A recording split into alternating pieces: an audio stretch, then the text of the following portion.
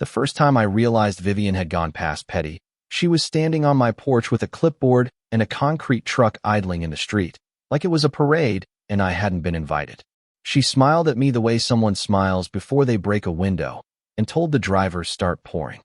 I watched the cement swallow the hinge of my gate and felt, for the first time in a long while, something in me shift from disbelief to a slow kind of anger. My name's Eli Mercer. I live on the crooked end of Willow Creek Estates, a place where folks keep their lawns tidy and their grudges tidy too. Only sometimes the grudges leak out. I moved here 10 years ago because the neighborhood promised quiet and neighbors who minded their own business. What I got was rules and a woman who loved them. Vivian Hale, HOA president, hand-stitched gloves, a way of speaking as if the world were her to alphabetize. It started like it always does. A polite notice slipped under the door, a warning about alignment or aesthetic standards, or some phrase that sounds important until you realize it's just a ruler with an opinion. So when she decided my gate wasn't in alignment, and then hired a crew to freeze it shut, literal cement poured over the hinge, I didn't explode. I didn't scream. I took a picture. I called the city. I walked down the street with my phone, like a man carrying receipts for the crime he didn't commit yet. That calm, that paperwork, became the quiet armor I wore while the rest of Willow Creek watched. People think revenge is loud screaming and vindication delivered in a single cinematic moment. He had an eye for the little things: stamp dates, permit numbers, and a temper that matched mine when he saw injustice. We cataloged everything: photos with timestamps, witness statements, the kind of careful notes that feel boring on paper and explosive when you lay them out in front of people. We knocked on doors. We asked, "Did you see that truck?" We asked, "Has she done this before?" And some neighbors, slowly, remembered. Vivian, of course, performed as if she were the injured party. Safety hazard, she called it, to anyone who'd listen. Public nuisance. She did it as if the words were armor, as if the narrative would be enough to polish the screws she had loosened. She organized meetings in the clubhouse, and in those rooms she transformed into a kind of civic actress, concerned, composed, the wrong steward of neighborhood order. She wanted the spotlight, and she knew how to turn even a cement pour into a civic cause. But a civic cause can be poked with truth. The city inspector we brought out, Louise, smiled when he saw the photos, the way old soldiers smile when the plan finally works. Took official measurements, filled out forms with an efficient, unromantic hand. The more official language we had, the less dramatic Vivian's performance looked. The notices stacked up: violation citations, demands for restoration, requests for contractor information. Vivian doubled down. She hired a crew to jackhammer the cement out herself, an expensive display that looked, to the people watching, like a woman exhausting resources to stay on script. There were, of course, name-calling emails, some of them from neighbors who'd once nodded politely at her at meetings, saying things they wouldn't say face-to-face. Vivian doubled down again and staged what she called a community restoration day, a public relations move so polished it smelled faintly of desperation. She parked her black chrome sedan right in front of the clubhouse, the kind of car that's more announcement than transportation, and she made a speech. "We're restoring pride," she said, and standards followed. She stood in the sun and waved like a mayor at a parade she alone had summoned. On the day Vivian tried to wring power from spectacle, fate, call it justice, call it coincidence, stepped in with messy hands. There was a food truck that rented space near the clubhouse for weekend service, a small operation with a single cable tethering it to a power source. In the shuffle of staging, someone, maybe a volunteer, maybe a distracted helper, didn't secure the cable properly.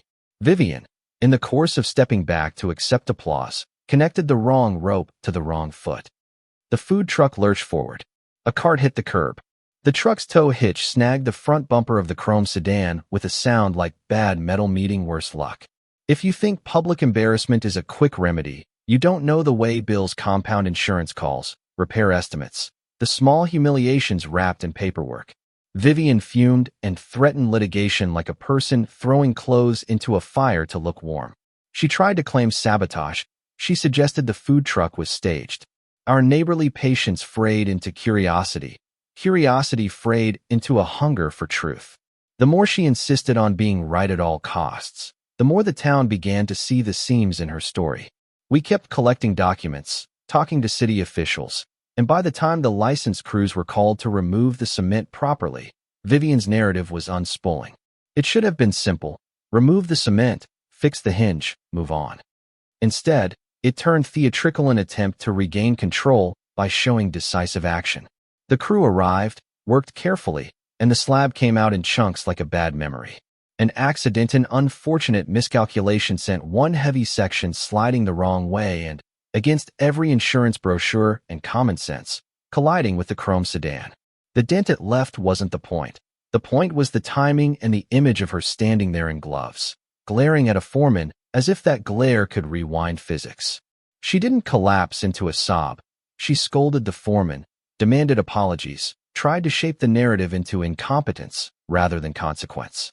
But the neighbors had the photos and the inspector's notes and their own memories not of perfect order, but of one woman wielding power over people who only wanted to hang laundry and not be policed for it. The HOA board, faced with paperwork and public exposure, found itself voting in ways that were painful for them because loyalty to a person looked worse than a poorly justified rule when receipts hit the table. After the dust settled, Vivian resigned her position. She packed up and drove away in a rental, not her chrome sedan symbol in reverse. The gate was repaired by a licensed contractor, with a proper hinge and a certificate to prove it, and we put new numbers on the mailbox so the inspector could check off the boxes and move on. Neighbors started leaving pots of flowers again without worrying about citing forms. Small freedoms returned like little lights.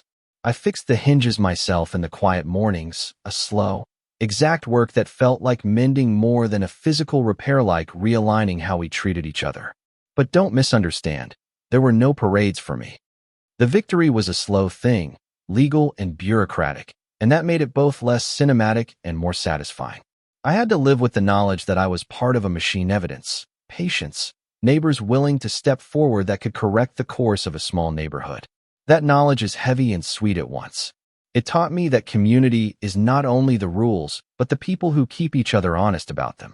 There are still conversations on porches, quiet ones, where people ask each other whether we did enough or spoke soon enough, whether Vivian was just a bully or if there were real motives that got twisted into cruelty.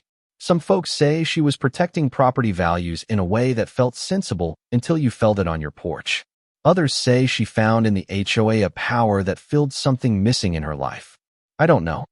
What I do know is this: when someone decides to act as if they are the law, you don't get to shrug and hope the next person will be kinder. If you're watching this and you live in a place with an HOA, or a condo board, or just a neighbor with too much time, think about where lines fall between order and control. Tell me about it below. Have you ever seen someone use safety like a club? Did you stand by or speak up? What would you have done if you'd watched a truck pour cement on your gate? And if you were in Vivian's shoes, would you have stopped before you stepped into spectacle? Drop your thoughts, I'll read them. Share this if you know a neighbor who needs to hear it. And if you like the pacing, subscribe for more stories that look quiet at first and get loud the longer you listen.